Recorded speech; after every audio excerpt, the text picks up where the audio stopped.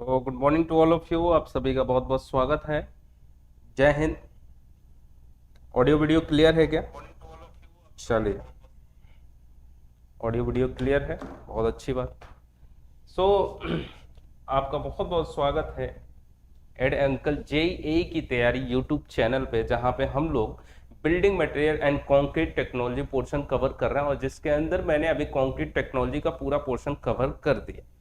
अब building material वाले part में ब्रिक पे हम लोग आए हैं। आज कोशिश करेंगे इस वीक में ब्रिक को कंप्लीट करें, फिर नेक्स्ट वीक में क्वेश्चंस लगाएंगे हम लोग। तो इस तरीके का प्रोसीजर रहेगा कुछ। चलिए, जुड़ जाइए अपने दोस्तों के साथ, शेयर कर दीजिए, लाइक कर दीजिए सेशन को।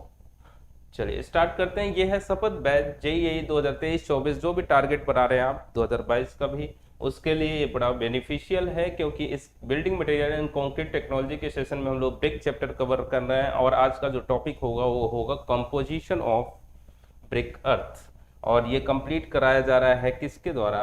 Ravi Pratap Rao, with more than 6 years of teaching experience. चलिए ठीक है, स्टार्ट करते हैं हम लोग अपने सेशन को, टाइम को वेस्ट न करते हुए। तो ब्रिक, अभी तक आपने सीमेंट पढ़ लिया, कंक्रीट पढ़ लिया, एग्रीगेट पढ़ लिया। ये भी बिल्डिंग मटेरियल थे, और इनको कंक्रीट टेक्नोलॉजी के तरीके से भी आपने डील कर लिया। लेकिन अब ये जो पूरा फोकस होगा आपके मटेरियल पे होगा, यानी बिल्डिंग मटेरियल होंगे। कंक्रीट का हिस्सा तो हमारा खत्म हो गया।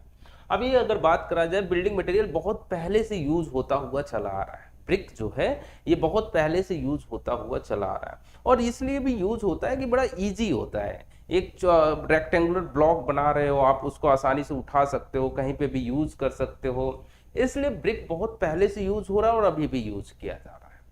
तो इजी है, कन्वीनियंट है यूजेज के हिसाब से, और एक रेक्टेंगुलर पोर्शन में होता है तो एक यूनिफॉर्म स्ट्रक्चर भी बन सकता है। तो इसलिए आप जो है ब्रिक को यूज करते हैं। तो एक ब्रिक की बेसिक सी बात हो गई। Brick, it is the one of the oldest and leading building material used for construction due to its less cost, durability and ease of handling। आसानी से आप इसे हैंडल कर लेते हो, इसलिए आप इसको यूज करते हो। इसके बाद मैंने एक पॉइंट और लिख दिया है, it is rectangular block in shape and size and that is conveniently handled with the hand. तो इसलिए आप आसानी से यूज कर पाते हो, इसलिए आप जो है ब्रिक को यूज कर रहे हो। तो ब्रिक का फिगर भी दे दिया मैंने आपको। ब्रिक का फिगर अगर आप देखेंगे तो कुछ इस तरीके से दिखेगा। यहाँ पे ब्रिक का फिगर अगर देखा जाए तो ये एक रेक्टेंगुलर ब्लॉक है, ऊपर ये फ्रॉग बना हुआ है, ये फ्रॉग है। इस पे मैन्युफैक्चरर का नाम हो भी सकता है, नहीं भी हो सकता है, वो कोई बड़ी बात नहीं है। फ्रॉग क्यों देते हैं अभी समझेंगे भी हम लोग इस बात को।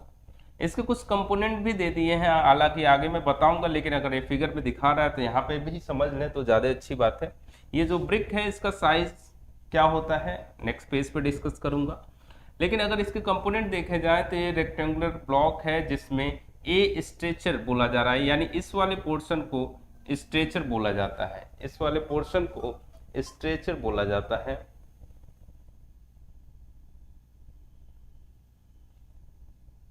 ठीक है, एक मिनट लाइव में हो जाए। ठीक, इस वाले पोर्शन को स्ट्रेचर बोला जाता है, और इस वाले पोर्शन को अगर बात करेंगे आप, ये जो बी है, यानी ये वाला जो पोर्शन है, इसे बोला जाता है क्या? हेडर। हालांकि ब्रिक मेजोनरी में आएगा, लेकिन अभी आ गया है फिगर में तो मैं आपको बता दे रहा हूँ। ठीक है, उसके बाद से क्या है? ये बेड है। सी जो बेड दिखाया जा रहा है आपको इस फिगर में, जो कि नीचे होगा, अभी फिगर में नहीं दिख रहा होगा। ठीक है, डी फ्रॉग है, ये फ्रॉग मैंने लिख के ही दिखा दिया। ई एज है, एज ये से बोला जा रहा है, या इसका दूसरा नाम भी क्या होता है? एरिस भी होता है।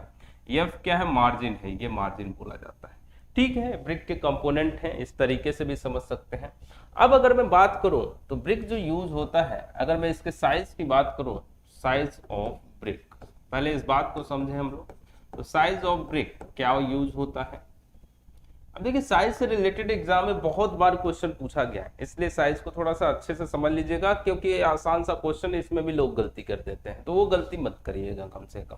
तो अगर आपसे पूछे एक्चुअल साइज ऑफ ब्रिक या standard size of brick, standard या फिर actual size of brick, actual size of brick, तब क्या जवाब होगा?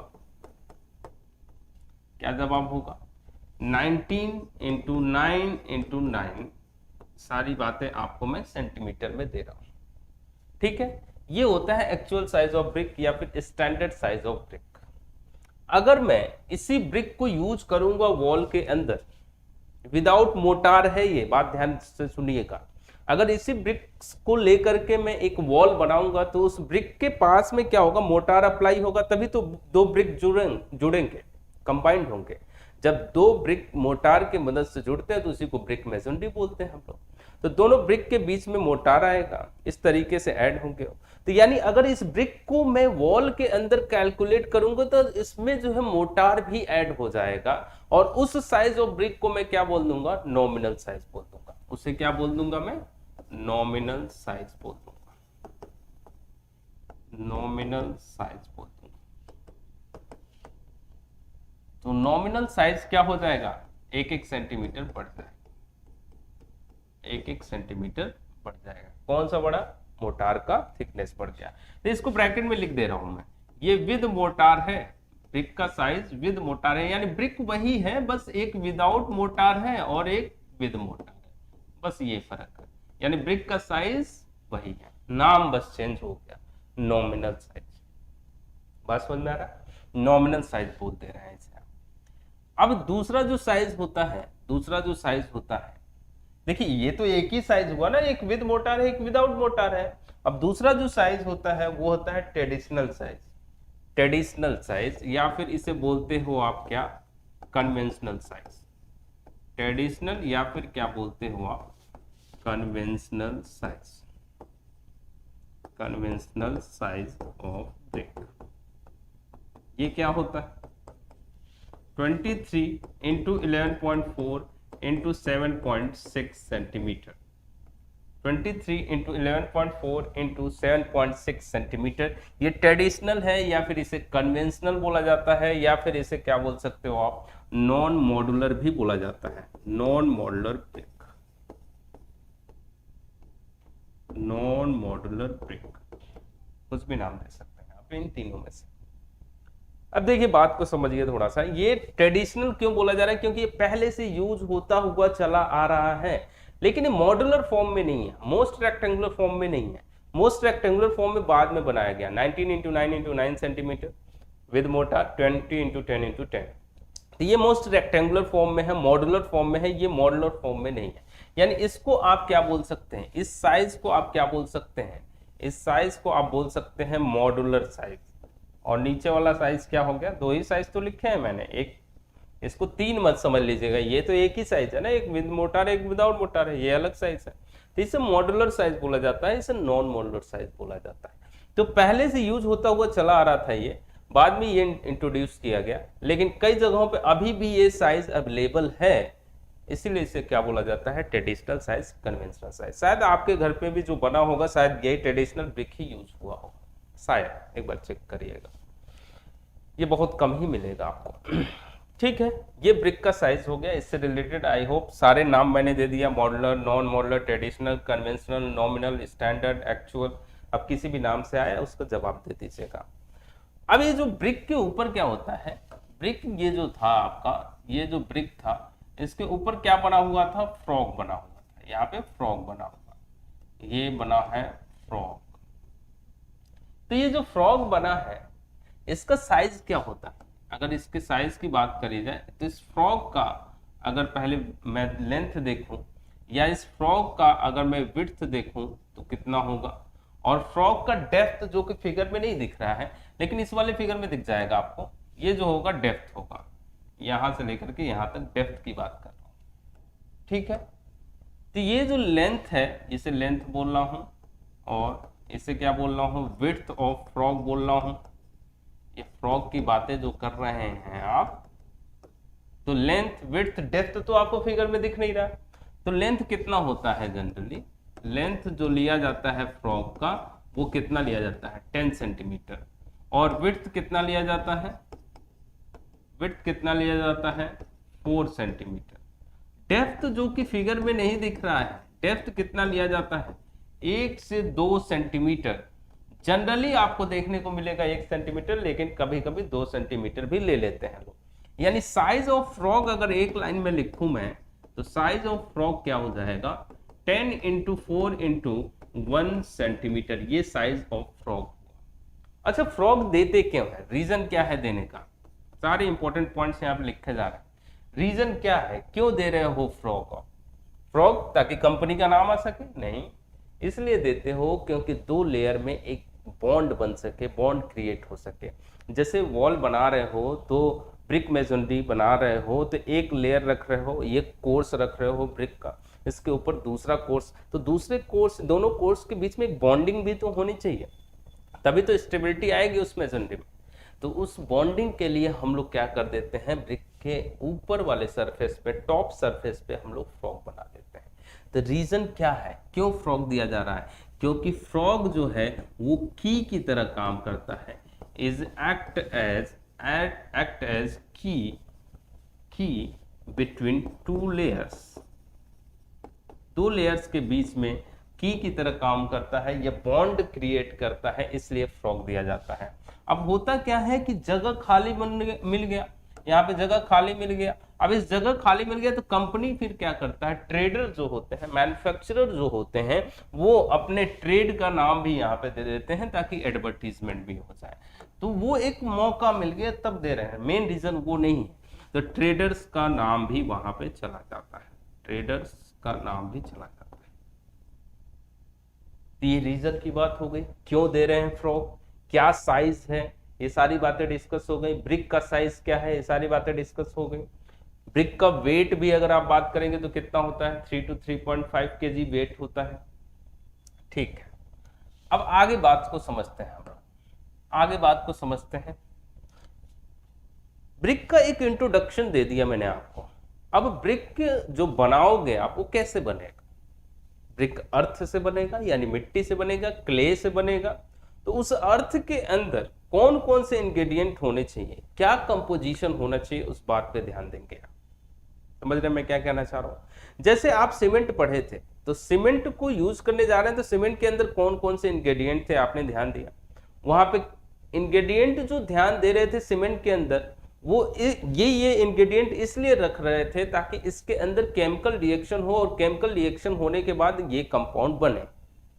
यहां पे भी इंग्रेडिएंट पे ध्यान दोगे, लेकिन यहाँ पे केमिकल रिएक्शन पे ध्यान नहीं दोगे। यहाँ पे इंग्रेडिएंट जो होने चाहिए वो इस हिसाब से होने चाहिए कि ब्रिक अगर मैं बना रहा हूं तो उसकी अच्छे से मोल्डिंग हो सके, उस ब्रिक की बर्निंग अच्छे से हो सके, कलर अच्छा आए। इन बातों का ध्यान देते हुए आप इंग्रेडिएंट चूज करोगे ब्रिक अर्थ का। वहां पे ये नहीं था, वहां पे आप कुछ और देख रहे थे, केमिकल रिएक्शन हो करके C3A C4F C3H C2S बने। इन बातों का ध्यान देते हुए आपने इंग्रेडिएंट को चूज किया था। यहां पे थोड़ा सा चेंज हो जाएगा, तरीका वही है, बस समझने का फेर है।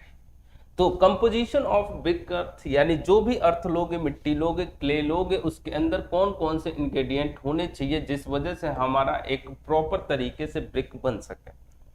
तो कौन कौन से होने चाहिए, इसका लोग याद करने को ऐसे याद करते हैं, शॉर्ट ट्रिक लगाते हैं, आप भी लगा लीजिए, कोई दिक्कत नहीं है। सिलिका होना चाहिए, पहला सिलिका, एस से सिलिका हो गया। दूसरा ए से क्या होगा, एल्यूमिना, एल्यूमिना। तीसरा एल से क्या होगा, लाइम होगा। चौथा आई से क्या होगा, आयरन ऑक्साइड होगा। और पांचवा एम से क्या होगा, मैग्नीशिया होगा। एल्कलीज वगैरह, सल्फर वगैरह भी होते हैं, नेग्लेजिबल होते हैं, बहुत कम अमाउंट में होते हैं, तो डिस्कस नहीं करते हम। ठीक है, तो ये सिलिका है, ये मैग्नीशिया है, ये लाइम है, और ये आयरन ऑक्साइड है, और ये मैग्नीशिया। ठीक, अब इस बात को समझा जाए, जरा इस बात को समझा जाए कि क्वांटिटी कितनी यूज करेंगे आप। तो सिलिका का जो क्वांटिटी होता है वो 50 से 60% के आसपास होता है। एल्यूमिना 20 से 30% होता है। लाइम जो होता है should not be greater than 5%, ऐसा बोला जाता है। आयरन ऑक्साइड भी लगभग इतना ही होता है, 5 से 6%। और मैग्नीशिया अगर बात करें तो वो भी 1 से 2% होता है। ये क्वांटिटी की बात हो गई, यानी ब्रिक अर्थ में ये सारे इंग्रेडिएंट होंगे और उनकी क्वांटिटी इतनी होगी। लेकिन अगर आप देखेंगे ना कई किताबों में अगर आप पढ़ेंगे तो वहां पे मिलेगा इस तरीके का सीक्वेंस नहीं मिलेगा। ब्रिक अर्थ का जब कंपोजिशन पढ़ोगे आप तो एल्यूमिना ऊपर होगा, सिलिका नीचे होगा। ऐसा इसलिए होता है क्योंकि जो बुक्स में लिखे रहते हैं वो इंग्रेडिएंट का रोल, किस इंग्रेडिएंट का रोल ज्यादा है उस बेसिस पे लिखा रहता है। क्योंकि एल्यूमिना का क्वांटिटी कम है भले से, लेकिन एल्यूमिना जो होता है ब्रिक अर्थ का मेन इंग्रेडिएंट होता है, इसलिए एल्यूमिना ऊपर लिखा हुआ मिलेगा आपको। मैंने क्यों नहीं लिखा? ताकि मैं ये आसानी से आपको याद करने का बना सकूं, सलीम आसानी से बन सकेगा, इसलिए मैंने ऐसे लिख करके बताया, ऐसे याद भी रहेगा। लेकिन असली रीजन आपको पता भी होना चाहिए कि एल्यूमिना जो होता है वो मेन इंग्रेडिएंट होता है, ये ऊपर होता है, इसीलिए किताबों में।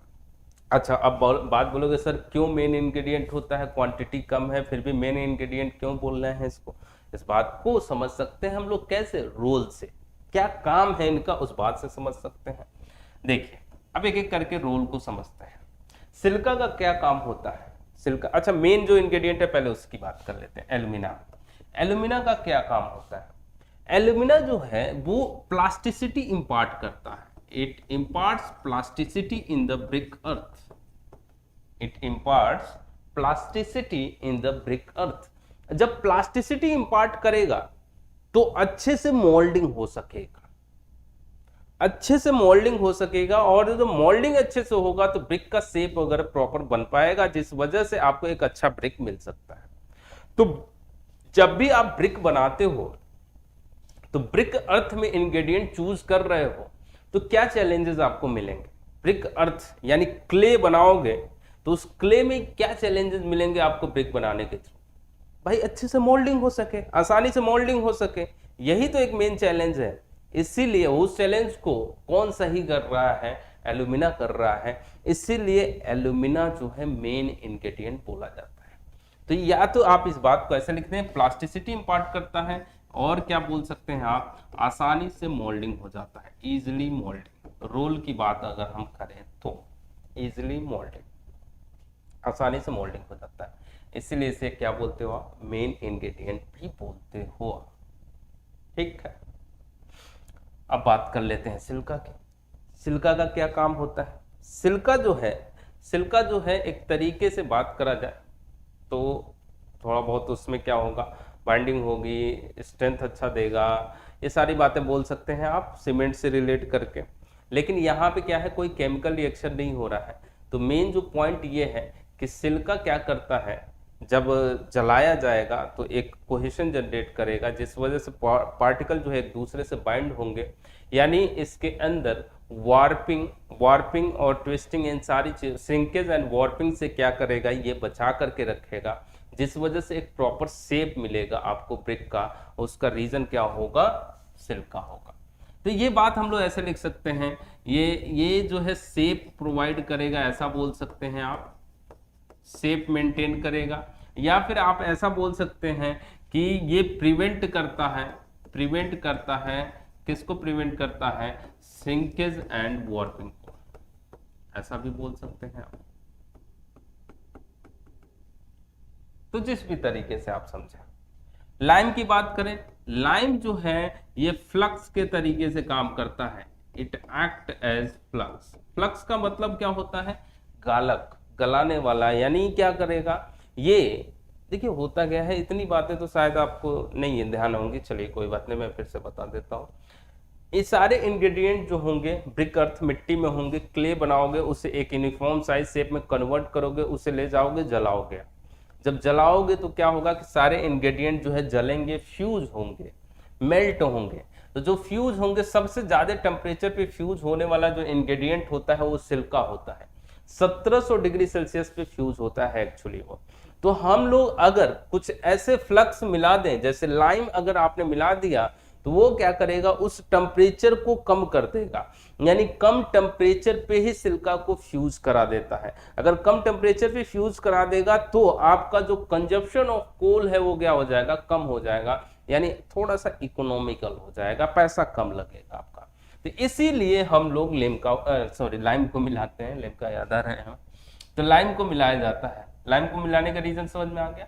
तो ये 1700 डिग्री सेल्सियस की बजाय आपका 900 से 1200 डिग्री सेल्सियस में फ्यूज हो जाएगा, काफी पैसा बच जाएगा। आयरन ऑक्साइड क्या काम करता है? आयरन ऑक्साइड कलर देता है, और जनरली ये कौन सा कलर देता है?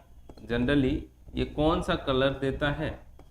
It imparts red colour to the brick. मेन अगर देखा जाए तो ये रेड कलर देता है ब्रिक। मैग्नीशिया भी क्या काम करता है? ये भी कलर ही देता है, ये भी कलर ही देता है, लेकिन ये कौन सा कलर देता है अगर बात करा जाए, ये थोड़ा सा येलो टिंट देता है, थोड़ा सा पीलापन ले आता है ब्रिक के अंदर। ये रोल की बातें हो गई, ये रोल की बातें हो गई।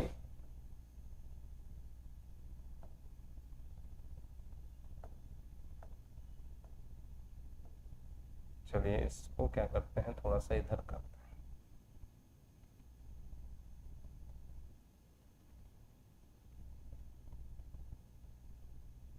छोटा कर दिया थोड़ा सा।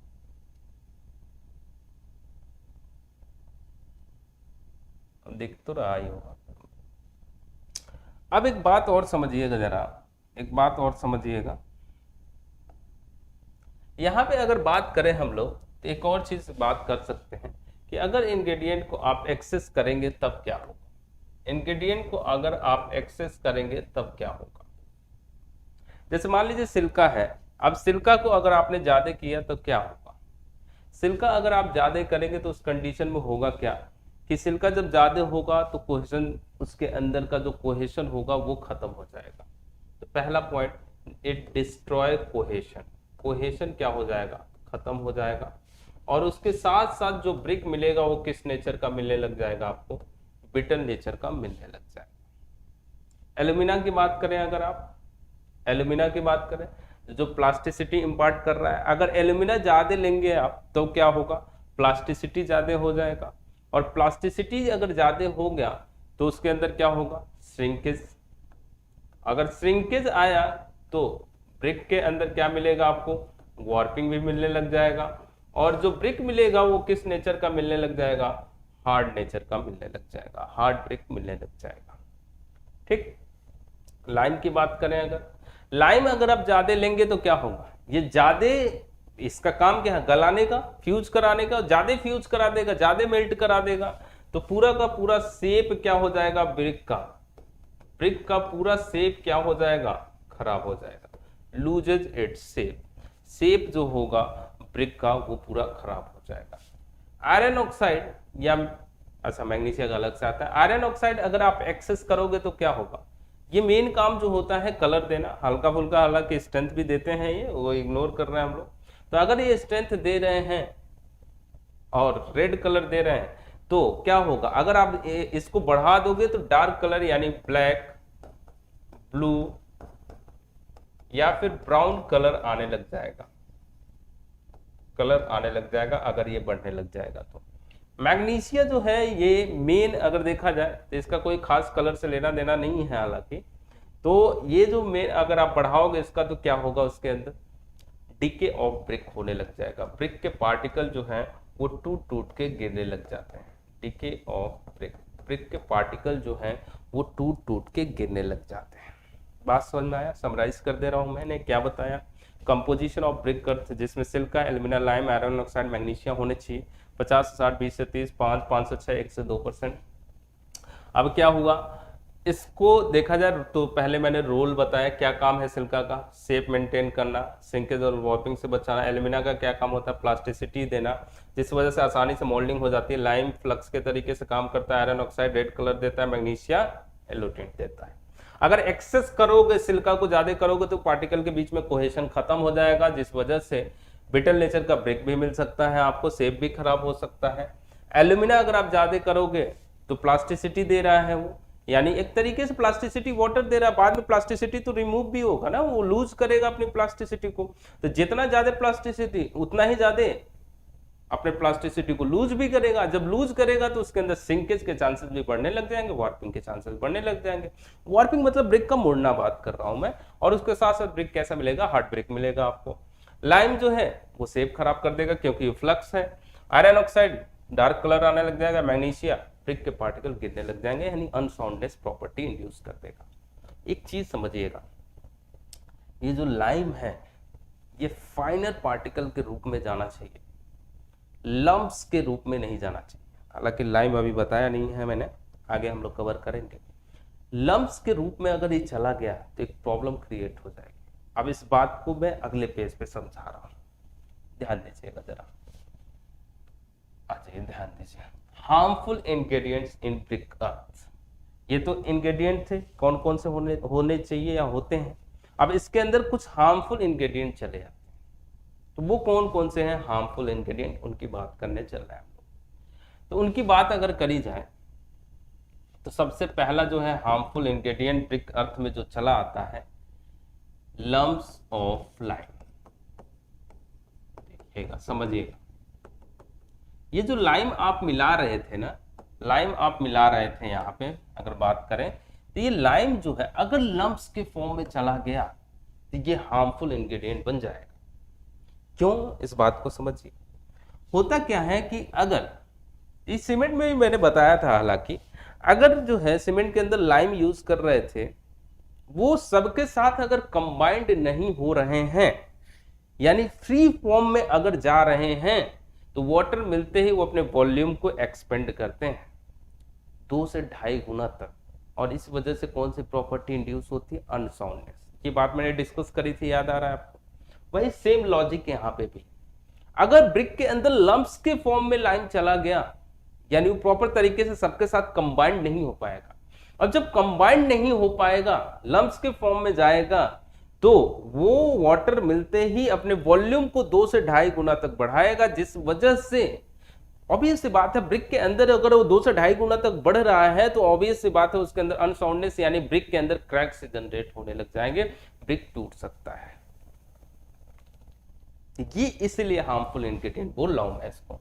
तो अगर इस बात को ऐसे समझूं मैं, तो अगर लम्प्स के रूप में ले जाते हैं आप लाइम को, तो लम्प्स ऑफ लाइम के रूप में चला गया तो होगा क्या अगर बात करा जाए तो अगर आप वाटर देंगे, इसको वाटर देंगे तो ये किस में कन्वर्ट हो जाएगा, वाटर नहीं, अगर आप सीधे बर्निंग की बात कर लेते हैं तो बर्निंग, अगर मान लीजिए लम्प्स ऑफ लाइम के रूप में चला गया, बर्निंग करेंगे तो किस में कन्वर्ट हो जाएगा, ये क्विक लाइम में कन्वर्ट हो जाएगा।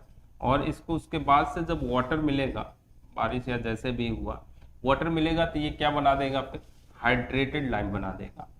अब ये क्या है, ये शायद कुछ लोग जानते होंगे, कुछ लोग नहीं जानते होंगे, तो लाइम चैप्टर में हम लोग कवर करेंगे। या फिर इसी को बोलते हैं स्लेक्ट लाइम। जब स्लेक्ट लाइम या हाइड्रेटेड लाइम बन जाता है तो ये 2 से 2.5 गुना तक अपने वॉल्यूम को बढ़ा देता है। It increases its volume 2 to 2.5 times, 2 to 2.5 times. 2 से 2.5 गुना अगर वॉल्यूम बढ़ जाएगा तो जिस वजह से क्या होने लग जाएगा, इसके अंदर वो ब्रिक जो है फेल होने लग जाएगा। तो इसीलिए लम्प्स ऑफ लाइम जो है एक हार्मफुल इंग्रेडिएंट के तौर पे बोला जा सकता है। बात समझ में आ रही है। चलिए और हार्मफुल इंग्रेडिएंट बताइए। दूसरा हार्मफुल इंग्रेडिएंट क्या होता है, सल्फर। कभी कभी ब्रिक अर्थ के अंदर सल्फर चला आता है, ये भी हार्मफुल इंग्रेडिएंट है। अगर ये सल्फर आता है तो ब्रिक के ऊपर एक स्पॉन्जी नेचर का स्वेलन मास बन जाता है। ब्रिक के ऊपर एक स्पॉन्जी मतलब प्रेस करने पर टूट भी जाएगा और एक स्वेलन फूला हुआ स्ट्रक्चर बन जाता है।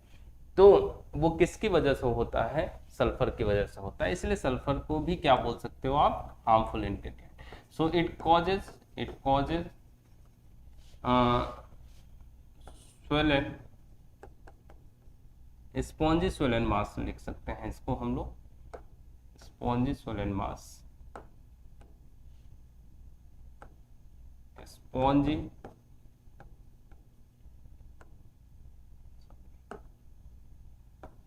swollen mass over the brick surface, चलिए और कौन से हो सकते हैं, 2 हो गए। और कौन से हो सकते हैं, एक होता है आयरन पैराइट। ये कभी कभी चला आता है ब्रिक अर्थ। तो ये भी क्या होता है, ये भी क्या होता है आपका, ये भी क्या होता है, हार्मफुल इंग्रेडिएंट होते हैं। तो आयरन पैराइट अगर आता है तो ये क्या करेगा, स्प्लिटिंग ऑफ ब्रिक, यानी ब्रिक को तोड़ने लग जाएगा, यानी अनसाउंडनेस प्रॉपर्टी इस वजह से भी आएगी और ब्रिक जो है टूटने लग जाएगा। दूसरा क्या हो सकता है इसके अंदर, दूसरा क्या हो सकता है, डिसकलराइज द ब्रिक, ये ब्रिक को डिसकलराइज करने लग जाता है, यानी कलर जो है ब्रिक का वो चेंज करने लग जाता है। ये आयरन पैराइट की समस्या है। आयरन पैराइट नाम से भी लग रहा है, आयरन ये कलर को कुछ ना कुछ इम्पार्ट करेगा ही, तो चेंज करेगा। और दूसरा आयरन पैराइट जो है अगर चला आया तो वो अनसाउंडनेस प्रॉपर्टी यानी ब्रिक को तोड़ने लग जाएगा। ठीक है। और हार्मफुल इंग्रेडिएंट की बात करें अगर आप, और हार्मफुल इंग्रेडिएंट की बात करें, एल्कलीज, एल्कलीज भी क्या है, हार्मफुल इंग्रेडिएंट ही तो है। अगर एल्कलीज आ गया तो ये क्या करेगा, वो तो मैंने आपको सीमेंट चैप्टर में भी बता दिया था कि एल्कलीज कहीं पे भी रहे क्या करेगा, व्हाइट एंड एफ्लोरेसेंस क्रिएट करेगा, व्हाइट पैचेस बनाएगा ये। सो इट कॉजेज एफ्लोरेसेंस, एफ्लोरेसेंस, बात समझ में आ रहा है। इस वजह से क्या हो जाएगा, एफ्लोरेसेंस, एफ्लोरेसेंस क्या होता है, व्हाइट पैचेस होते हैं। और कौन से हो सकते हैं, और कौन से हो सकते हैं हार्मफुल इंग्रेडिएंट, आपके जो ग्रिट होते हैं, या फिर आप बोल सकते हैं पेबल्स हो गए या ग्रेवल हो गए, ये भी चले आते हैं कभी कभी ब्रिक अर्थ के अंदर। अगर आपने ढंग से उसे नहीं निकाला, उसकी सफाई नहीं करी, तो ये भी चले आते हैं। अगर ये चले आए तो क्या होगा, अब इसी के अंदर समझिए क्ले है, क्ले के अंदर कुछ ऐसे पत्थर चले आए जो कि उसके अंदर कंबाइन नहीं हो पा रहे हैं, तो बाद में क्या होगा, बाद में क्या होगा, वो उसके अंदर क्या करेंगे, फोर्स जनरेट करेंगे, या फिर जो ब्रिक अगर टूटेगा, क्योंकि बॉन्डिंग क्रिएट नहीं की है ना, बीच में ऐसी चीजें आ गई जो सबको एक यूनिफॉर्म बॉन्ड क्रिएट नहीं होने दी, एक यूनिफॉर्म स्ट्रक्चर नहीं बनने दी, तो ब्रिक के जो टूटने के चांसेस होंगे वो कहां से होंगे, जहां पे ये ग्रिट, पेबल या ग्रेवल अवेलेबल होगा, वहीं से ब्रिक जो है टूट जाएगा, फेल हो जाएगा। तो ये प्रॉब्लम क्रिएट करता है। तो जिस वजह से जो क्रैक्स होते हैं ब्रिक के अंदर, वो इन्हीं की वजह से आते हैं। तो क्रैक्स इन द ब्रिक। और क्या हो सकते हैं हार्मफुल इंग्रेडिएंट, एक और हो सकता है, एक और हो सकता है, नेक्स्ट पेज पे ले लेते हैं हम लोग, ऑर्गेनिक मैटर। ऑर्गेनिक मैटर भी हो सकते हैं। हालांकि एक बात समझिएगा, ऑर्गेनिक मैटर अगर आते हैं तो वो क्या होंगे, जैसे ब्रिक अर्थ बनाया आपने, तो ब्रिक अर्थ के अंदर ऑर्गेनिक मैटर होंगे, तो वो जब जलाओगे ना, जब बर्निंग करोगे, तो ऑर्गेनिक मैटर जल जाने चाहिए, क्योंकि वो कार्बोनेशियस मटेरियल होते हैं एक्चुअली, तो वो जल जाने चाहिए। अब जब जल जाएंगे, हो सकता है जल भी जाए, हो सकता है ना भी जले, तो अगर जल भी जा रहे हैं तो क्या होगा, उसके अंदर जलने के बाद वो खाली जगह बनाएंगे, यानी ये पोर्स क्रिएट करते हैं, पोर्स क्रिएट करते हैं। और जब पोर्स जो है क्रिएट करेंगे तो उस कंडीशन में क्या होगा, उस कंडीशन में स्ट्रेंथ कम होगा, यानी ब्रिक के फेल होने के चांसेस बढ़ जाएंगे। अगर नहीं भी जल रहा है वो ऑर्गेनिक मैटर, तो बाद में क्या होगा, डिग्रेड होगा, वो ऑर्गेनिक मैटर है, ऑब्वियस सी बात है, डिकम्पोजिशन होगा उसका, और डिकम्पोजिशन होने के बाद भी क्या करेंगे, पोर्स बना देंगे। यानी किसी भी तरीके से देखा जाए तो ये ऑर्गेनिक मैटर ब्रिक के अंदर पोर्स बनाएंगे, और पोर्स जब बनाएंगे तो ऑब्वियस सी बात है स्ट्रेंथ कम होगा, स्ट्रेंथ कम होगा, यानी ब्रिक के फेल होने के चांसेस वहीं से क्या हो जाएंगे, बढ़ जाएंगे। तो ये प्रॉब्लम देखने को आपको मिलेगी। तो इसीलिए मैंने आपको ये भी बताया, आपको मैंने ये भी बताया कि क्या कौन कौन से इंग्रेडिएंट ब्रिक अर्थ के अंदर होने चाहिए। उसके साथ साथ पैरेलल में ये भी बता दिया मैंने आपको कि कुछ हार्मफुल इंग्रेडिएंट ब्रिक अर्थ के अंदर चले आते हैं, और अगर चले आ रहे हैं तो क्या प्रॉब्लम क्रिएट कर रहे हैं, कैसे कर रहे हैं, इन बातों को मैंने इसके अंदर इंक्लूड कर लिया। बात समझ में आ गई?